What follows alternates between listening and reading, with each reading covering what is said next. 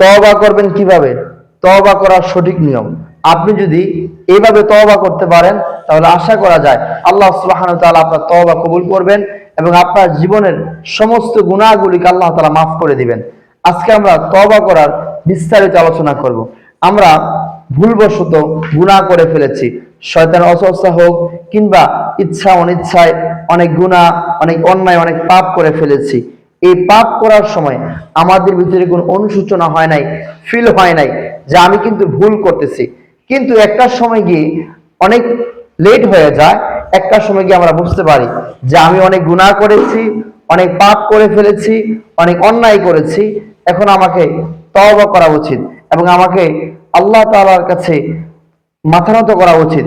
এই যখন আমাদের অবস্থা হয় তখন আমরা চিন্তা করি কিভাবে তওবা করব, কোন নিয়মে করব, কি করলে আল্লাহ মাফ করবেন।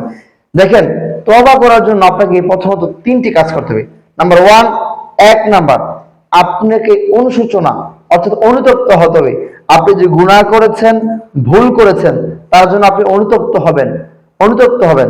দুই নাম্বার হচ্ছে আপনি আল্লাহ তাআলার কাছে ওয়াদা করবেন, আল্লাহ আমি আর গুনাহ করব না, আমি আর পাপ করব না। তিন নাম্বার হচ্ছে আপনি যে গুনাহটা করেছেন, যে গুনাহগুলো করেছিলেন, ওই গুনাহ আপনি আর করবেন না। এই ওয়াদা অঙ্গীকার আল্লাহর সাথে আপনার করতে হবে। তাহলে তিনটা, এক, আপনাকে অনুতপ্ত হতে হবে, অনুশোচনা করতে হবে, এবং দুই হচ্ছে আপনি আল্লাহর কাছে ওয়াদাবদ্ধ হতে হবে আপনি ভবিষ্যতে কোনো গুনাহ করবেন না। তিন হচ্ছে আপনি অতীতে যে গুনাহ করেছেন আপনি ওয়াদা করতে হবে এই গুনাহ আপনি করবেন না, তা আপনি সাথে সাথে ছেড়ে দিবেন। এবার আসুন তওবা করবেন কিভাবে। আপনি ইস্তেগফার করবেন, আস্তাগফিরুল্লাহ রাব্বি মিন কুল্লি যানবি ওয়া আতুবু ইলাই লা হাওলা ওয়ালা কুওয়াতা ইল্লা বিল্লাহিল আলিয়্যিল আযীম। কিংবা আপনি সাইয়্যিদুল ইস্তেগফার এবং আপনি 2 রাকাত তওবা নামাজও পড়তে পারেন। আপনি 2 রাকাত তওবা নামাজ পড়বেন। কিভাবে পড়বেন? আপনি নফল নামাজ পড়বেন, বলবেন, নিয়ত করবেন আমি 2 রাকাত তওবার নফল নামাজ পড়তেছি, আল্লাহু আকবার। এই নামাজ যে কোনো সময় পড়তে পারেন, কোনো সমস্যা নাই, তবে ফরজ সুন্নত নামাজের পরে আপনাকে পড়তে হবে। আপনি এই নামাজে পড়বেন কিভাবে?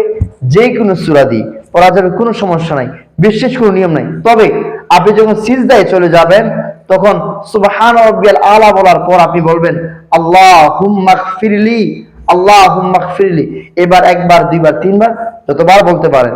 এভাবে 2 রাকাত সুন্দর করে সময় নিয়ে ধীরস্থির ভাবে মনোযোগ সহকারে 2 রাকাত নামাজ পড়বেন।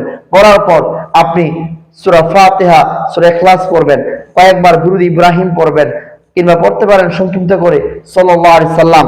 এটা পড়ে আপনি আল্লাহর কাছে মাথাটা নত করে দিয়ে অনুতপ্ত হয়ে একজন নাফরমান গোলামের মতো হয়ে আপনি মালিকের সামনে আপনি নতজানু হয়ে আপনি আল্লাহর কাছে বলবেন, আল্লাহ আমি ওয়াদা করতেছি আমি আমার জীবনে আর কোনো গুনাহ করব না, এবং আমি আপনাকে বলছি আল্লাহ আমি অতীতে যা করেছি তার ভুল করে ফেলেছি, আপনি মাফ করে দেন, আমি আর করব না।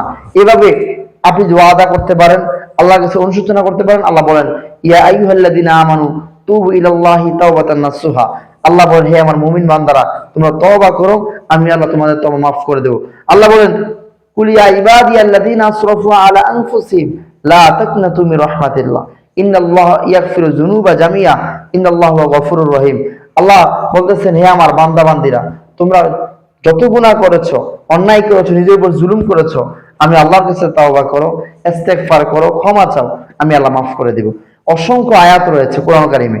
তো আমি আপনাদেরকে বলতেছি আপনি এইভাবে তওবা করতে পারলে আল্লাহ মাফ করে দিবে। এবং আপনি আরেকটি কাজ করতে পারেন, তা হচ্ছে হাঁটতে, বসতে, চলতে, ফিরতে, অর্থাৎ সদা সর্বদা আপনার জবানে আঠার মতো লেগে থাকবে আস্তাগফিরুল্লাহ, আস্তাগফিরুল্লাহ, আস্তাগফিরুল্লাহ, আস্তাগফিরুল্লাহ।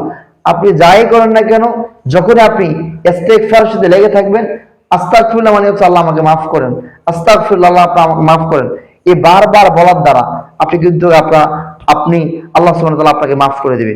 তাহলে এইভাবে তওবা করলে আশা করা যায় ইনশাআল্লাহ আপনার তওবা আল্লাহ কবুল করে নেবে এবং আপনার জীবনের সমস্ত গুনাহগুলো মাফ করে দেবে ইনশাআল্লাহ।